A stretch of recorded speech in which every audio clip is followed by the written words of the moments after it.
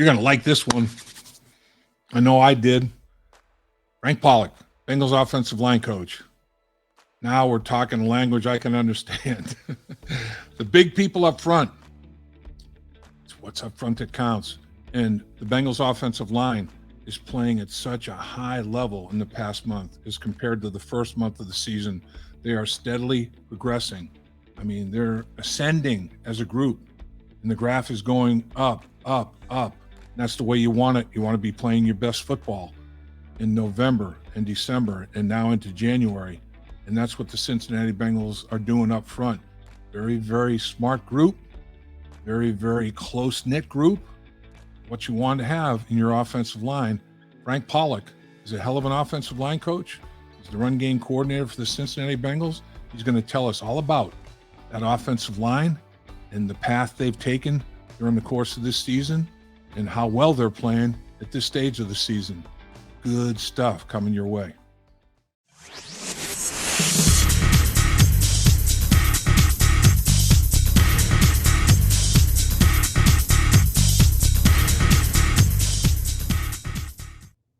Very intelligent move by you to join us on In the Trenches, brought to you by First Star Logistics. You're in the trenches with Dave Lapham. You're also in the trenches with offensive line coach Frank Pollack. And I love being in the trenches with O-line coach Frank Pollack because I feel comfortable. Coach, I feel like, we're lining up side by side here. It's kind of a blast from the past. What the heck? I wasn't quite good enough to line up next to you, Lap. Oh, yeah, right. All right. Go ahead. I was going to say I might have practiced a few reps with you, but on game day I was on the bench. I'll tell you, you're doing a hell of a job with this offensive line, coach. This group, honestly, in my eyes, playing as well as anybody in the National Football League. It's fun to watch this offensive line operate right now.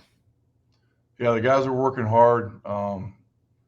We got some real pros in the room. A couple of those new guys we brought in are great pros, and just their attitude every day and how they come to work and what they brought to the room, and it's really helped raise expectations and level of play. It's been a lot of fun to coach them. Cordell Volson, your fourth round pick. Brian Callahan was talking with us on a podcast about how, you've got a few people that you want to go check on, the character and willingness and everything else. So you got your checklist that you want to go talk to these candidates about. And you came back very, very impressed with Cordell Volson. What was that like, Coach, the first meeting you had with Cordell Volson? Yeah, he's a guy that's what he checked all the blue collar worker box. He's a guy that has all the intangibles that you're looking for in a lineman. That, in my opinion, that's what makes or breaks it in this league. There's a lot of talented guys, but it's what they've got from an intangible standpoint, and you got to spend time to kind of flush that out and get to know them a little bit to have a feel for that. And also based on some of the reports from our scouts and other in your own network of people that you trust that can give you some feedback to help kind of build that picture. Mm-hmm. And for me, that's just line one. The old phrase of smart and tough as the two top criteria for an offensive lineman to have a chance to make it in this league, and he's got both those, and high quality. So it's to me that's critical. Tell you, you're doing a great job developing him. This kid is ascending. I mean, he's playing really well. He finishes now. He's got a little nastiness. He will finish, and Karras will finish. You got some guys that will get after a little bit and finish some folks. I think someone had a phrase for that called glass eaters. There you go. Yeah, they hit it right on the mark. What's been great for Cordell is being able to play next to Ted, and then having Cappa in the room with his experience, sharing insights with him, and then playing next to Jonah, another smart player, has really helped his development. And the room in general has been fantastic. You've been in rooms yourselves. It's guys share information and experience and really are pulling for everyone else in the room. That's really helped Cordell. Those guys have done a great job mentoring as well. So it's been great that way. Everybody that I talked to in the early stages of the season, they were very concerned, oh, geez, the O-line. I said, look, I've been in that situation. I remember going from a group that I had a lot of familiarity with and finished the season with the Bengals, had 2 weeks off and went to the USFL training camp, all new guys, all new terminology, new coach, new techniques. So it takes a minute, man. It takes a minute. Even though, you had been with a team that 2 years prior to that had played in the Super Bowl and you won an AFC championship, you'd played so much with these guys on either side of you. It was like, it was easy street, and everybody knew each other's moves inside out and thought processes and the whole 9 yards. And it takes a little bit of time to develop that rhythm, that chemistry, and unlearn things, relearn new things, and all that sort of thing. And boy, and I said, look, give them a beat. I mean, they're going to be, when September's done, check them out in October, check them out in November. It's going to be, and it has been, Coach. I mean, is that what you anticipated? Yeah, I mean, you would love things to happen a lot sooner and quicker, but I mean, the NFL is a long season. It's a grind, and it's really a 1 week mindset. And, what we do as coaches is we solve problems, daily and weekly, monthly, however you want to view that, however they come up. And that's what we do. It's our role. And right. And that's kind of an ongoing evolution from a line coach. You're always looking to solve problems, whether that's against your opponent or problems within your own room that you're trying to fix. Right. Fundamentally, technique wise, or schematically. That's just part of the deal. Rome wasn't built in a day. I wish it was an easy process, but it's not. And if it was easy, everyone would be doing it, and then no one would watch and care. So be simple. So it's true. But yeah, they say you want to be playing your best ball at the end of November and in December. So I feel like we're starting to roll that direction. We got a lot of work to do and get better in a lot of areas, and by no means are we a finished product. And then I always tell the guys at the end of the day, it's about the process. Don't worry about the results.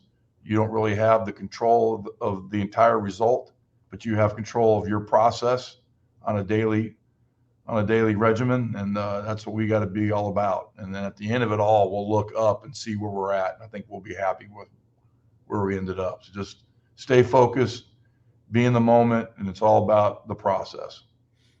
It's interesting. The run game, I think, has been really good. You get Perine goes for over 100 yards. Then the very next week, Joe is one carry away from getting 100 yards. And it's looking very, very consistent, very, very sound.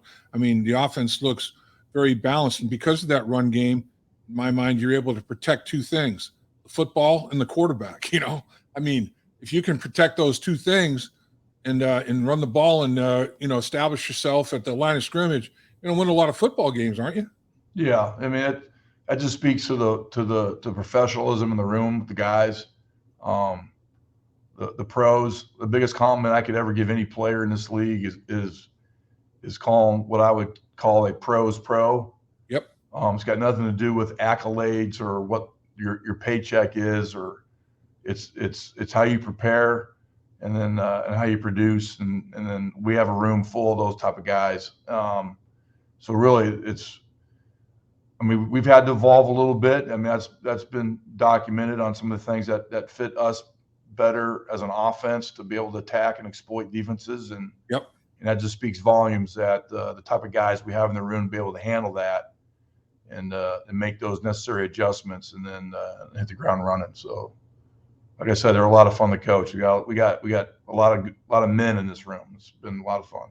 Yeah, you do. You got some full-grown men, Coach. There's no doubt about it. And the thing that I'm impressed with is you've talked about it, their football IQ, their football acumen, football awareness, all the things that you have to have a little bit, like you said, that's, those intangibles that are going to let you do things that you need to do at that highest level. got a lot of guys that have all of that. They've got the mental capacity for the game as well as the physical capacity, don't they? Yeah, they got. Yeah, I mean, especially the new guys we brought in. I mean, they're smart and they've got a lot of broad experience and a good variety of other schemes that's been able to lend to what we've been able to do here as well. So Yeah. that's been fantastic, and they're very knowledgeable. They ask great questions. They ask what's coming around the corner type questions. They know what are some of those issues that may come up, and that's helped the younger guys. And you try to flush all that out as much as possible, and what you get to see on tape or what you've experienced in the past to add to your experience, especially for a young guy like Cordell. But these guys have had, Cappa, Karras, and LC, the experiences they've had elsewhere. It's really contributed to the growth of the room as well, and sharing some of those. So it's been fantastic.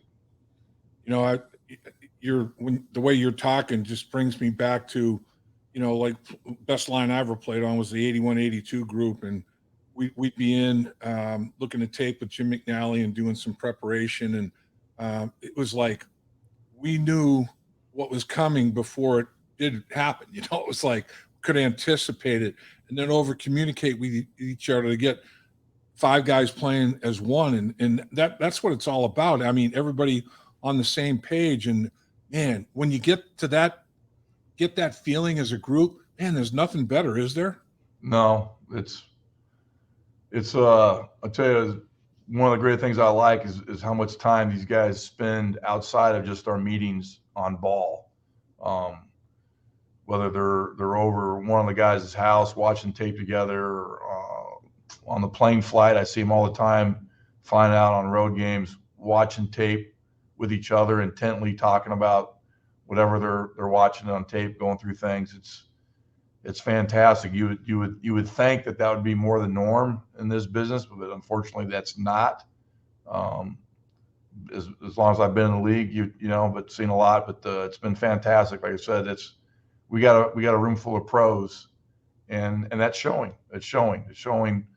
So the success that these guys are having is because of the work that they've put in. It's outside the normal. Here we're in the classroom for this hour and a half today, and then we're on the field. It's because they go above and beyond what's been on the list of requirement. It's like you want to be good, you got to put in the extra work, and they do that, and it shows.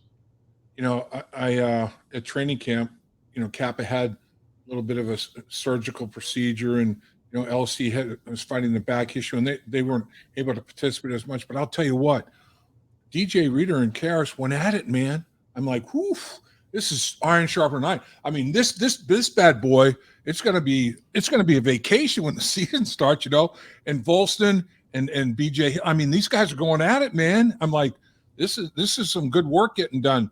Do you think that's where the seed was planted? Working against each other, O line and D line, like you guys did at camp so well. Without question. You can't get enough crossover work. It's been great working with Coach Hobby in that regards.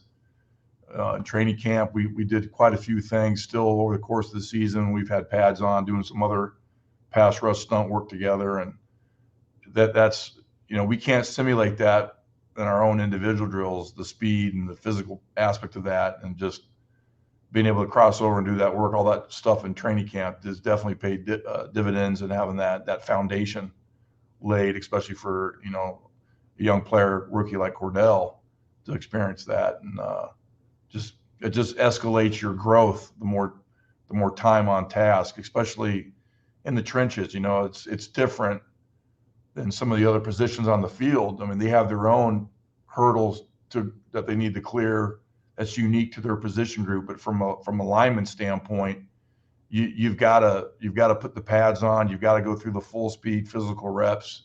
You got to build the timing from your footwork to your hand placement. You got to build the callus. You got to feel what it feels like to fit a D lineman and then strain and put them back on to your adjacent lineman, and the timing of the launch to your second level fit, what that feels like, the speed of that, and then having your feet rooted where you're not getting bounced around and off, where you can't fit either. So that that requires to go strike and fit up guys. So it's that, without a doubt, it's paid off to have that foundation, and these guys have done a great job understanding that and work, like you said, training camp battles with Ted and DJ or BJ and those guys were epic. They're all competitors, and it's a lot of fun to be around that and see those guys compete and get better as teammates like that. It's always fun to watch. I'm telling you, man, it was inspiring. I was like, ooh, man, juice is starting to flow here a little bit. It's like, this is crazy. All right, so let's get you out of here, Coach, because I know you're in the process of putting together a masterpiece from a game planning standpoint, that run game coordinator you are, as well as offensive line coach. But this defense, talk about the Tampa Bay Buccaneers. Well, everybody's talking about, the GOAT, Tom Brady, and Joe Burrow. That's the sexy deal. But hey, I mean, Vita is a big old beast inside. Golston, they got some players. They got linebackers, White, David. They can run. I mean, they're in the top 10 on third down, on total yards per game, total yards per play, net yards passing. They're number 6 allowed there. Yards per pass attempt, they're 6th in the NFL as well. And the all important points allowed, they're 9th. Pretty good defense you're facing, isn't it? Yeah, it's a good defense. They're physical, especially the 2 interior guys on their D-line are very big and physical, and they can move. It's impressive how they move for the size that they are. And I know they've got a good young edge rusher they're really excited about. We saw them last year in preseason game, but and their linebackers, like you mentioned, they run really well. They read and diagnose. So it's and their scheme's got some uniqueness to it as well. Some similarities to what our defense does when they're in their base package, but it's a little bit of a pain in to prepare for. But like every week, you gotta bring your A game. So looking forward to it. Todd Bowles, head coach, former, he's a defensive guy, and this was his MO. A lot of different looks, disguising. I noticed 14 different guys have at least a half a sack. 14 different guys, 5 different positions: D-line, outside linebacker, inside linebacker, safety. I mean, they're bringing them all from everywhere. You have to have some smart guys to recognize and communicate and decipher all that stuff, don't you? Yeah, you defenses usually sometimes will give you some tips and tells on what they're doing, and you got to be able to understand that and read those and communicate when you do see those, and sometimes they don't. And then you just got to be able to trust your technique and your fundamentals and the scheme and go execute. But when they do give you some tips and tells, you got to be able to see that so you can anticipate where that pressure is coming from, whether it's internal, external, what the movement's going to be based off of that look, so you can just play faster when you anticipate things as opposed to just being pure reactionary. Right. That just really makes you elevate your game. So you got to be smart, and then especially being able to do that during cadence, process that quick and get the communication out quickly. That's the challenge. Coach, nobody does it better than you in terms of getting these guys ready to rock and roll.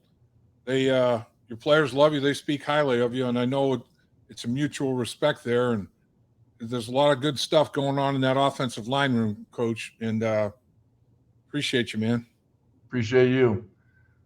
Keep grinding. Have the best day you ever had and the best night, Coach, because it's game plan night. It's always fun. Enjoy. All right. Thanks, Lap. Appreciate you. At First Star Logistics, we're a very strict company that really puts the pressure on our employees.